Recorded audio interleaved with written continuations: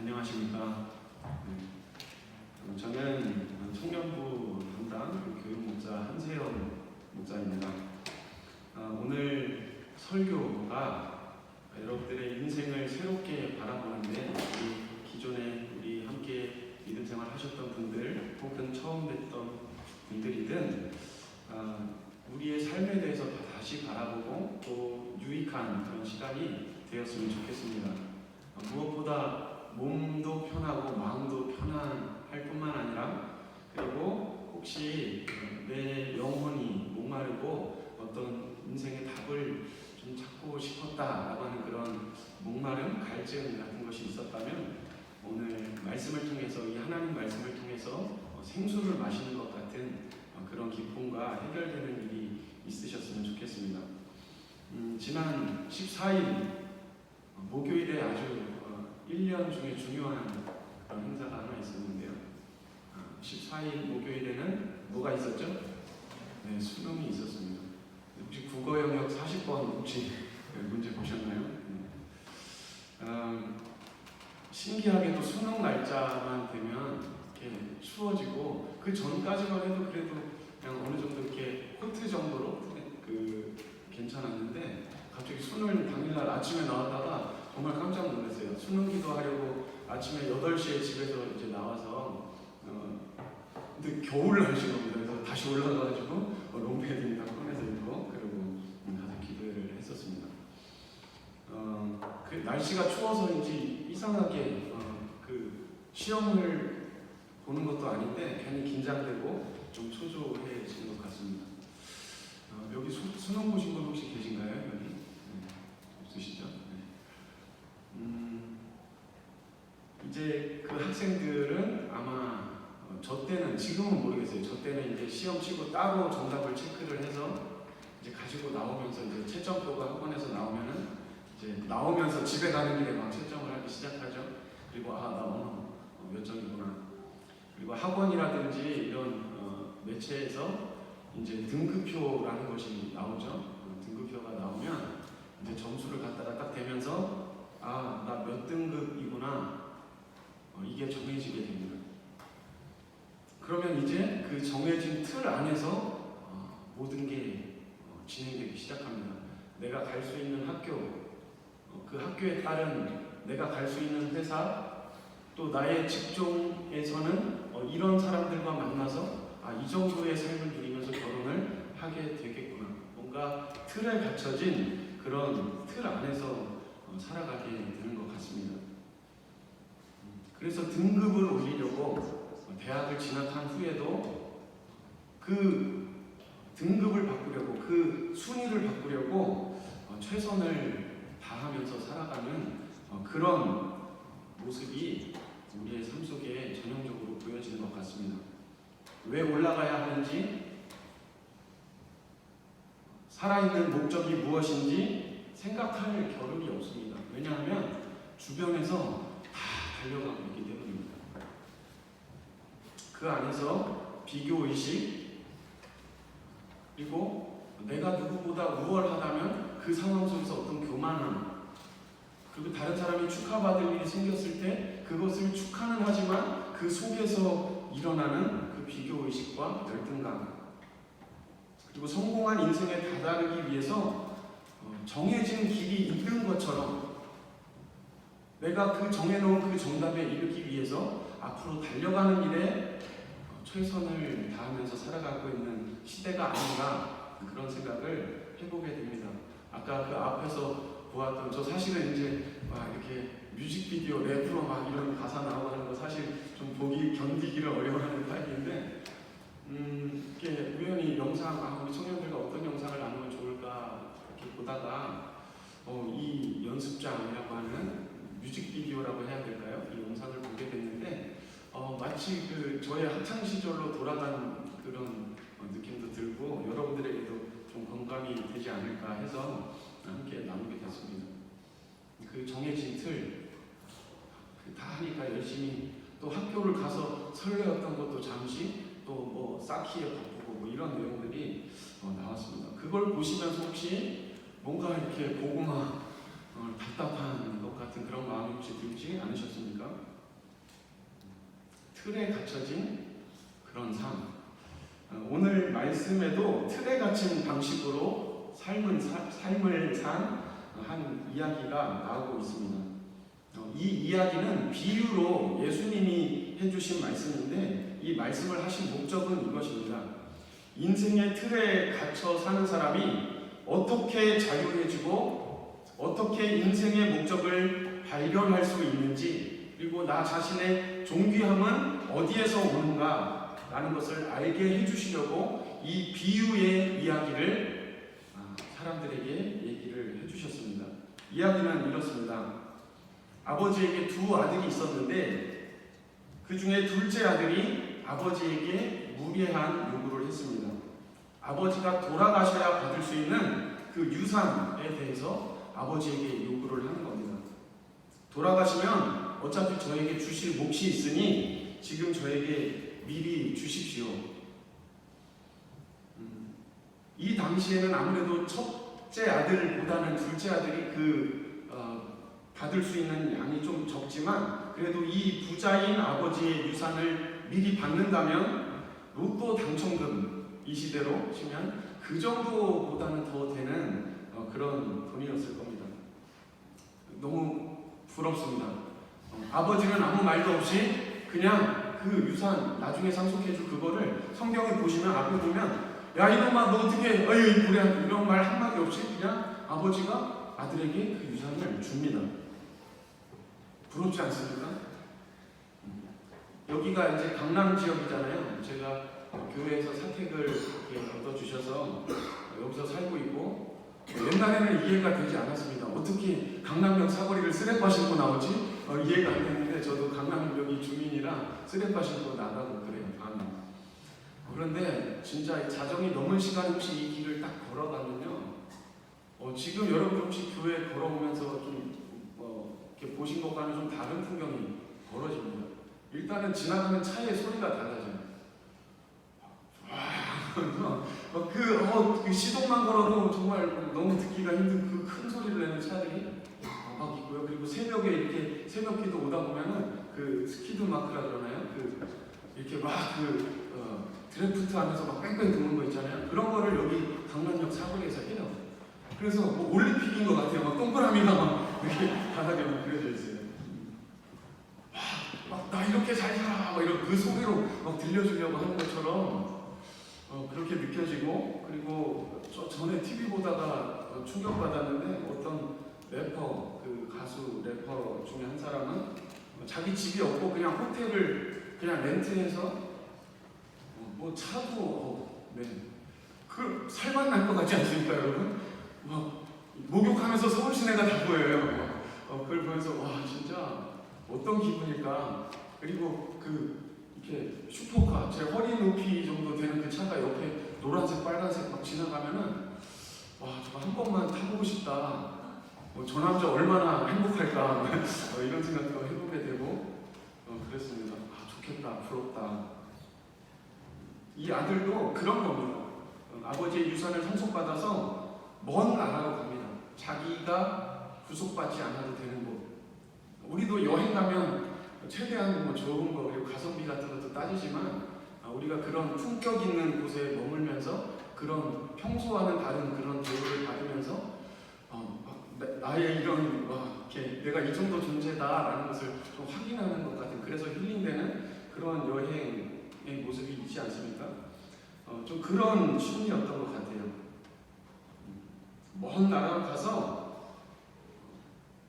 평생 다 써도 못 쓸 것 같은 그 수많은 재산을 흥청망청 사용합니다. 그리고 오늘 성경에서는 그냥 다 탕진하였다. 그러자 평생 함께 하자고 그렇게 할 것처럼 자신에게 다가왔고 자신을 인정해주고 손뼉쳐주던 사람들, 그리고 사랑을 말하는 사람들이 있었을 텐데 이 상속받은 유산을 다 탕진하고 나니까 그 사람들이 거짓말처럼 하나도 너는 소중한 사람이다, 너는 대단한 사람이다 말하던 그 사람들이 다 사라져 버렸습니다. 정해진 틀과 맞지 않았기 때문입니다. 인정받을 수 없는 상태로까지 떨어져 버렸기 때문입니다. 이렇게 틀이 정해져 있는 세상에서는 내가 이런 사람이다 라는 것을 증명할 만한 것이 나에게서 사라져버리면 다른 사람의 태도가 마치 오랫동안 가뭄이 들어 흉년이 든 것처럼 언제 그랬냐는 듯이 나를 향하던 소식도 나를 대하던 태도도 바뀌어버리게 되는 것입니다. 더 큰 문제가 있습니다. 그것은 자기 스스로도 실패한 사람이다 라고 여긴다는 것입니다. 인생의 행복은 가능한 한 높아지고 내 능력이 이만큼이다라는 것을 증명하면 되는 것이라고 생각했던 아들이었습니다. 그리고 혹시 우리도 그렇게 생각하지 않습니까? 내가 지금 그냥 이 정도로 살아서 그렇지 내가 저 끼까지만 가면 내가 고민하고 있는 이 모든 문제는 사라질 거야. 내 능력, 내 인기, 그리고 내가 소유하고 있는 것들과 나 자신을 동일시하는 겁니다. 그런데 그것이 사라지고 나니까 정작 자기 자신이 아무것도 아니구나 라는 것을 깨닫게 됩니다. 아까 영상에서 보셨던 그 떨어져서 깨져버린 산산조각난 그런 접시처럼 이 아들은 자신에 대해서 완전히 깨져버리고 맙니다. 자존심도 남지 않았습니다. 너무 배가 고프니까 먹을 게 없어서 돼지밥이라도 먹으려고 하는데 그것마저도 주는 사람이 없었습니다. 자기 자신에게 아무것도 남아있지 않고 곁에 누구도 없다고 여겼을 그때 그 패배감과 그 공허함 속에서 번뜩 떠오르는 사람이 있었습니다. 바로 아버지였습니다. 별 낯은 없지만 내가 너무나 배고프기에 내가 살 길이 거기 있다. 배고픔 때문에 그 아버지에 대해서 다시 생각하게 됩니다. 지금 이곳은 이 아들이 더 이상 방황 생활을 하다가 더 이상 머무를 데가 없어서 지금 남의 집에 돼지를 먹이면서 그리고 그 먹이를 먹어야 하나 그런 고민을 하고 있는 그런 돼지 냄새가 가득한 그런 공간입니다. 그리고 이 시간 내가 아버지께로 돌아가야 하나 이 고민을 하기 시작한 이 시간은 이 아들에게 있어서 마치 우리가 경기에서 주로 말하는 하프타임과 같은 것이었습니다. 하프타임이라는 것은 보통 경기에서 전반전에 잘 풀리지 않았다면 이게 어떤 문제가 있었지? 돌파할 방법은 무엇이지? 그게 내 스스로 보이지 않는다면 코치를 통해서 그것을 듣고 해결받고 그리고 후반전에 나가서 그것을 가지고 승부를 하는 그것을 계획하는 시간이 바로 전략을 바꾸는 시간이 하프타임입니다. 이 사람은 자신의 배고픔과 고독감 때문에 인생의 답을 발견하게 됩니다.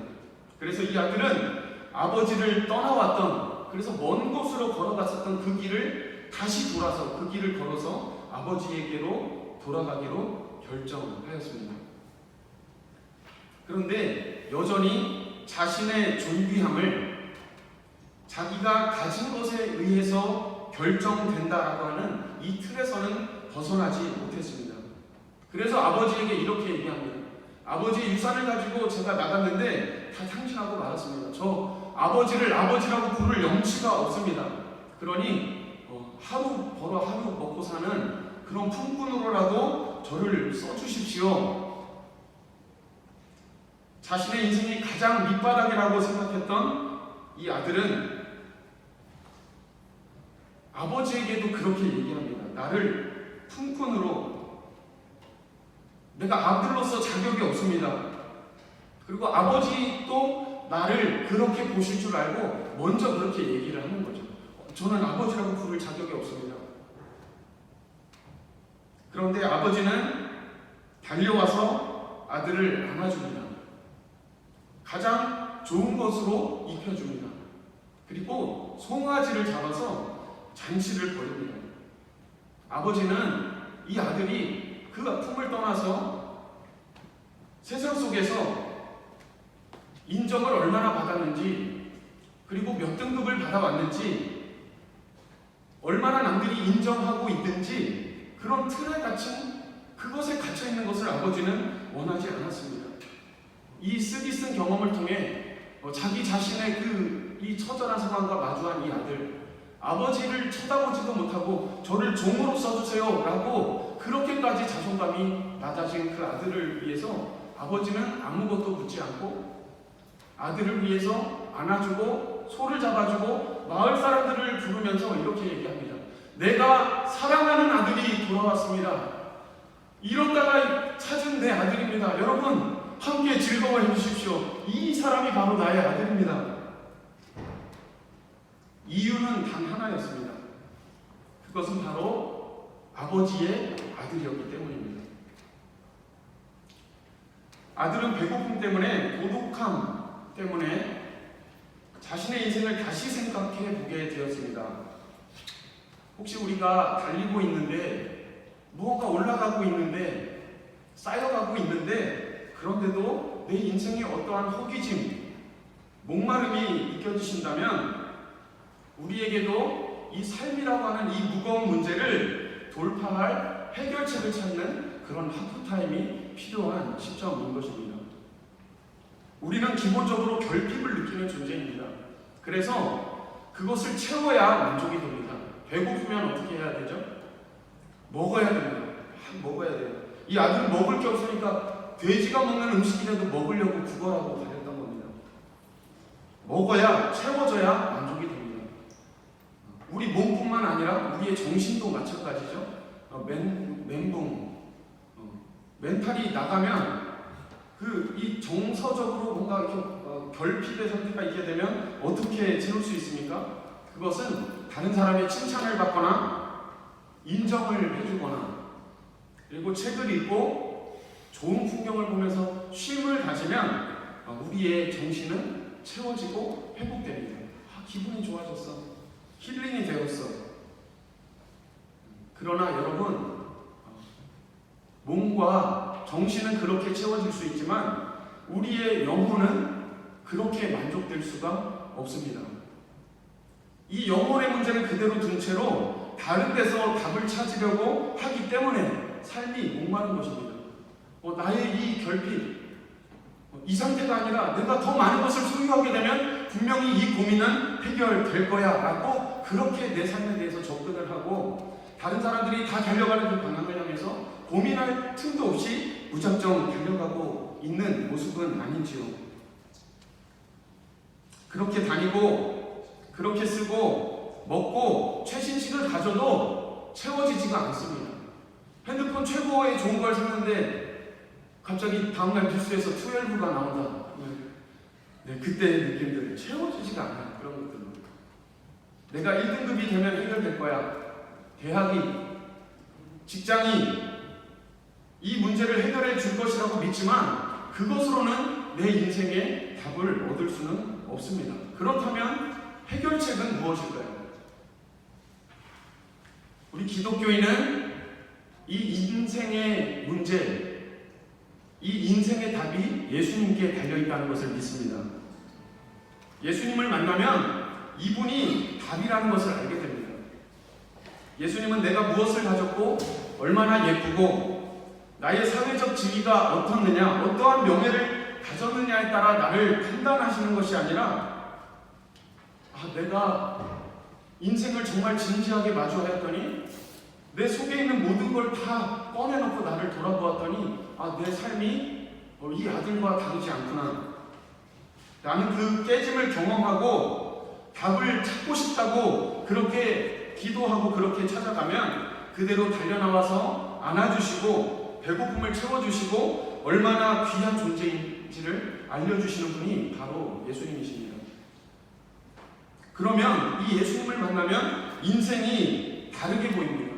이 답을 알고 나면 내가 하는 공부가 무슨 목적과 의미가 있는지를 깨닫게 됩니다. 내가 가는 직장, 내 생명이, 내가 돈을 벌기 위한 이 행위가 어떠한 의미가 있고 어떠한 목적이 있는지를 이 예수님 안에서 발견하게 됩니다. 내가 살아있고 숨을 쉬고 있다는 것이 얼마나 놀라운 사실인가가 새롭게 보여지기 시작하는 거예요. 분명히 어제도 아침에 눈을 떴고 오늘도 아침에 눈을 떴는데 예수님을 만나면 내 인생이 똑같은 그 광경이 다르게 보이기 시작합니다. 바람 속에서도 나뭇잎 속에서도 뭔가 나를 향한 하나님의 사랑이 느껴지는 것 같고 그 놀라움이 깨달아진다는 것입니다. 예수님은 스스로 말씀하셨습니다. 모든 죄에서, 모든 묶여있는 것에서, 모든 틀에서 자유해지는 길이 되시고 진리가 되시고 생명 되시는 분이 바로 예수님이라고 말씀하십니다. 혼자가 아니라 자신의 생명을 주신 이 예수님과 함께 할 때 그 인생이 얼마나 달라질지 여러분 기대하시고, 여러분들 혹시 오늘 말씀 듣는 가운데, 이 예배를 드리는 가운데 이 예수님에 대해서 또 우리가 그 하나님을 믿는 거에 대해서 궁금하거나 나누고 싶은 대화가 있으시다면 이따가 혹시 대화 속에서 마음껏 질문하시고 나누시면 좋겠습니다. 인생의 정답은 예수님을 믿는 것입니다. 오늘 여러분의 인생을 답을 찾고 새롭게 후반전을 시작하시는 그런 하프타임이 되시기를 예수님의 이름으로 축복합니다. 우리 이 시간 오늘 말씀을 기억하면서 우리 찬양하고 헌금 드리고 예배를 마치도록 하겠습니다.